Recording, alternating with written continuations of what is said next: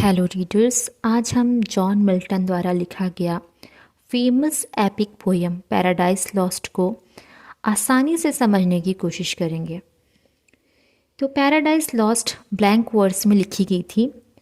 Paradise lost को 1658 से 1665 के अराउंड लिखा गया था।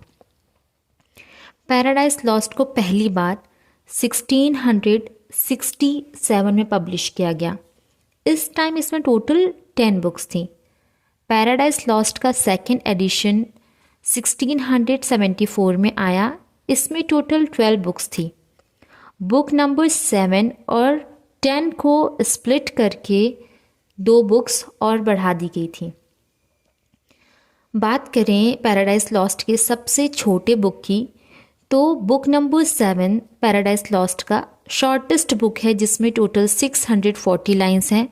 और सबसे लॉन्गेस्ट बुक की बात करें तो वो 9th बुक है जिसमें टोटल 1189 लाइंस हैं। तो पैराडाइज लॉस्ट की शुरुआत एक प्रीएम्बल से यानी प्रस्तावना से होती है, जिसमें जो जॉन मिल्टन हमारे राइटर हैं वो हेवनली म्यूज से प्रेयर करते हैं, इंस्पिरेशन के लिए प्रेयर करते हैं कि वो इतने बड़े सब्जेक्ट पे अपनी जो एपिक पोएम है उसको लिख सकें और उसको पूरा कर सकें।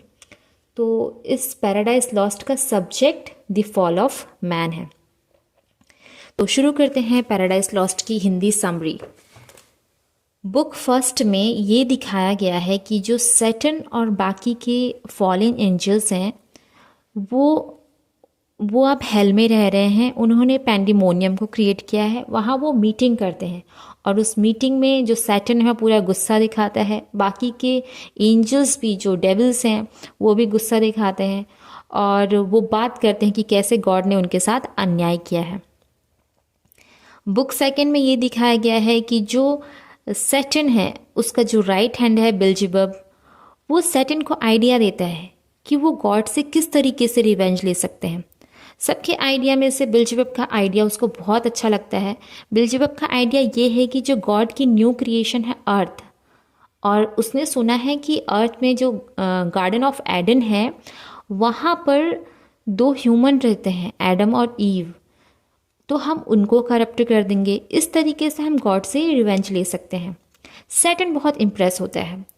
वो इस आइडिया को खुद एग्जीक्यूट करना चाहता है और कहता है कि वो खुद अर्थ पे जाएगा और गॉड से रिवेंज लेने का ये प्रोसेस कंप्लीट करेगा।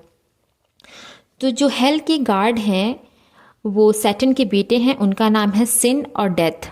उनको बुलाता है और उनसे कहता है करके कि मेरे लिए एक ब्रिज का निर्माण करवाओ, मैं अब अर्थ पे जाऊंगा और अपने प्लान को एग्जीक्यूट करूंगा।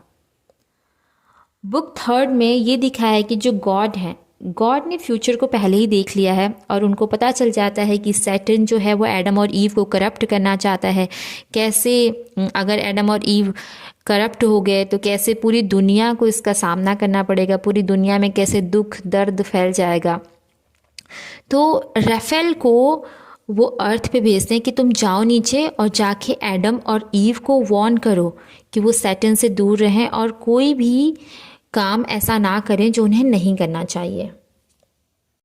राफेल गॉड के एक मैसेंजर में से एक है। अब सैटर्न खुद को डिस्गाइज कर लेता है और अब वो अर्थ के रास्ते पर चल लेता है। अर्थ के रास्ते पर जाते टाइम उसे यूरियल मिल जाता है। यूरियल जो अर्थ का गार्ड है वो भी उसको नहीं पहचान पाता और वो अर्थ पर चला जाता है। बुक फोर्थ में गार्डन ऑफ एडन को दिखाया गया है। गार्डन ऑफ एडन के गार्ड का नाम गैब्रियल है। अब सैटर्न खुद को एक टोड यानी कि एक फ्रॉग में चेंज कर लेता है और वो ईव और एडम को ढूंढता है। वहाँ उससे जब एडम और ईव की बातों को सुनता है तो एडम और ईव बातें कर रहे होते हैं कि कैसे गॉड ने उनको इतनी अच्छी ज़िंदगी दी है, वो इतने अच्छे से रह रहे हैं, बस उनको एक चीज़ के लिए मना किया गया है कि वो फ्रूट ऑफ नॉलेज को नहीं खाएंगे। अब एक मेंढक के रूप में आ करके ईव जब सपनों में खोई होती है, वो सो रही होती है, तो उसे कानों में बुदबुदाता है और उसको बिल्कुल टेम्प्ट करने की कोशिश करता है। तभी गैब्रियल की नज़र डिस्गाइज्ड सैटर्न पर पड़ जाती है और गैब्रियल अब उसको भगाना चाहता है, लेकिन सैटर्न वहाँ फाइट बैक करना चाहता है। तभी आसमान में गॉड के द्वारा बनाई गई एक इमेज दिखाई देती है, the golden scale of justice. उस इमेज को देख करके सैटर्न डर जाता है और जल्दी से वहाँ से भाग जाता है। बुक 5th में ये होता है कि ईव अपने सपने के बारे में एडम को बताती है। ईव ये बताती है कि उसको सपने में कोई दिखा और वो उसे ये बता रहा था कि कैसे वो फ्रूट ऑफ नॉलेज को खा ले तो उसे बहुत अच्छी नॉलेज आ जाएगी। एडम उसको मना करता है। फिर बाकी उनका डेली रूटीन चल रहा होता है। तभी वहाँ पे राफेल जो कि गॉड का मैसेंजर है वहाँ पहुँच जाता है और वो एडम और ईव को बताता है कि तुम दोनों सावधान रहो, तुम्हें क्या करना है क्या नहीं करना है, तुम्हें फ्रूट ऑफ नॉलेज बिल्कुल नहीं खाना है। एडम उससे 2-4 सवाल पूछने की और कोशिश करता है तो राफेल उसको डांट देता है कि तुम्हें जितना पता होना चाहिए तुम्हें उतना पता है, बाकी तुम्हें जानने की कोई ज़रूरत नहीं है। बुक 6th में राफेल रिवॉल्ट की कहानी सुनाता है कि कैसे फाइट हुई थी, कैसे गॉड ने पूरी दुनिया को बनाया, चांद सितारे बाकी सारे प्लैनेट्स का निर्माण किया, लेकिन कैसे सैटर्न ने गॉड से धोखा किया है और लड़ाई करी है, रिवॉल्ट हुआ है, अब वो रिवेंज लेना चाहता है। फिर बुक 7 में यही सारे कंटिन्यू चल रहा होता है कि दुनिया का निर्माण और सारी बातों को वो बताता है। बुक 8th में अब एडम अपनी स्टोरी नरेट करता है कि गॉड ने एडम को कैसे बनाया और उसके बाद से ईव का निर्माण कैसे हुआ, ये सारी बातें वो राफेल को बता रहा होता है। बात करें बुक 9th की, तो अब जो सैटर्न है उसने दूसरा प्लान बनाया है। इस प्लान में वो खुद को एक सांप में डिस्गाइज करके गार्डन ऑफ एडन में आ जाता है। वो ईव को ढूंढता है, उसे ईव अकेले मिल जाती है, वो बहुत खुश होता है। वो ईव से बातें करता है, उसको तरह तरह के लालच देता है, कभी वो उसको भड़काता है, कभी कहता है करके कि गॉड नहीं चाहते कि तुमको पावर मिले, अगर तुमने ये फल खा लिया ना तुम बहुत पावरफुल हो जाओगी, मैंने भी ये खाया है तुम भी खा लो। ईव फिर भी मना करती है। फिर वो अलग अलग तरह के लालच देता है कि अरे तुम इसको खाओगी तो बहुत ज़्यादा अच्छा होगा, तुम टेस्ट तो करो, ये बहुत ही टेस्टी है। फिर ईव उसकी बातों में आ जाती है और उस फल को खा लेती है। तभी वहाँ पे एडम आता है। एडम देखता है कि ईव ने फल खा लिया। वो नहीं चाहता कि सिर्फ ईव को गॉड से सज़ा मिले, सिर्फ ईव ही वो पनिशमेंट झेले, तो एडम भी उस फल को खा लेता है। इसके बाद से एडम को भी नॉलेज आ जाती है। अब एडम ईव को एक अलग वे में देखता है। जो उसका स्पिरिचुअल लव था ईव के प्रति वो चेंज हो जाता है। अब उसको लस्ट की भावना से देखता है। दोनों एक दूसरे के क्लोज आते हैं और उनका अब गॉड को पता चलता है कि एडम और ईव ने फल खा करके गॉड की बात को नहीं माना है, उनका डिसोबीडियंस किया है, अनादर किया है। तो वो अब एडम और ईव को उस गार्डन ऑफ एडन से निकालने का आदेश दे देते हैं।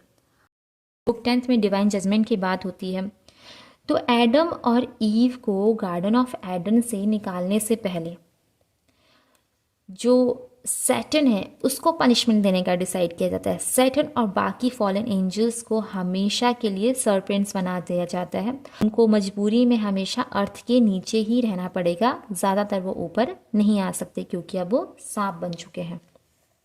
और एडम और ईव को आदेश दिया जाता है कि अब उन्हें गार्डन ऑफ एडन से निकाल दिया जाएगा। उन्होंने बहुत ही बड़ी गलती की है। इस गलती के बाद से अब ईव को बच्चा पैदा करने का दर्द सहन करना पड़ेगा और एडम को बहुत मेहनत करनी पड़ेगी ताकि वो उनको पाल सके। जो मौसम बहुत अच्छा था उस गार्डन ऑफ एडन में अब वो चेंज होता रहेगा। कभी बहुत गर्मी होगी, कभी बहुत ठंड होगी और इस तरीके से उनको पूरी ज़िंदगी अपने दर्द को सहन करके लाइफ बहुत डिफ़िकल्ट हो जाएगी, ऐसी लाइफ को जीना पड़ेगा। एडम और ईव दोनों एक दूसरे को ब्लेम करते हैं। एडम कहता है ईव को कि तुमने की गलती, तुम्हारी वजह से हुआ है। ईव कहती है कि तुमने मुझे रोका नहीं, तुम्हारी वजह से हुआ है। ये दोनों की बहुत फाइट होती है। फिर उसके बाद से वो दोनों को गलती का एहसास होता है। वो भगवान से माफ़ी मांगना चाहते हैं। वो भगवान से बोलते हैं कि हमें माफ़ कर दिया जाए। भगवान उनके पछतावे को समझ तो लेते हैं। बुक 11th में ये दिखाया कि भगवान उनके पछतावे को मान लेते हैं, हाँ ठीक है, एक्सेप्ट कर लेते हैं कि उनसे गलती होगी, लेकिन वो उनको फिर भी उस गार्डन ऑफ एडन से, उस पैराडाइज से बैनिश कर देते हैं। उनको हमेशा के लिए निकालने का आदेश दे देते हैं। आर्क एंजल्स का चीफ है माइकल, वो एडम और ईव को कहानी सुनाता है कैसे फ्यूचर में क्या क्या होगा। जो एडम और ईव ने जिस पाप को किया है उस पाप को आने वाली जनरेशन को भी भुगतना पड़ेगा। सभी मर जाएंगे लेकिन एक अच्छा इंसान आएगा, नोआ, वो एक बड़ी सी नाव बनाएगा और जितने एनिमल्स होंगे चाहे ह्यूमन सबका एक एक पेयर उस नाव में रखेगा, उसको बचा करके ले जाएगा। फिर जीसस क्राइस्ट का जन्म होगा, वो सारे पाप को अपने ऊपर लेंगे और इस तरीके से जो ईर्ष्या, पाप, लड़ाई, लालच ऐसी भावनाओं का धीरे धीरे अंत होगा। इसके साथ ही पैराडाइज लॉस्ट यहीं पे ख़त्म होता है। अगर आपको समरी समझ में आई है तो कमेंट सेक्शन में रेड हार्ट कमेंट कर दीजिएगा और बाकी सारे वर्क्स की समरी मैं नेक्स्ट वीडियो में बनाऊंगी। Thanks for watching, follow for more.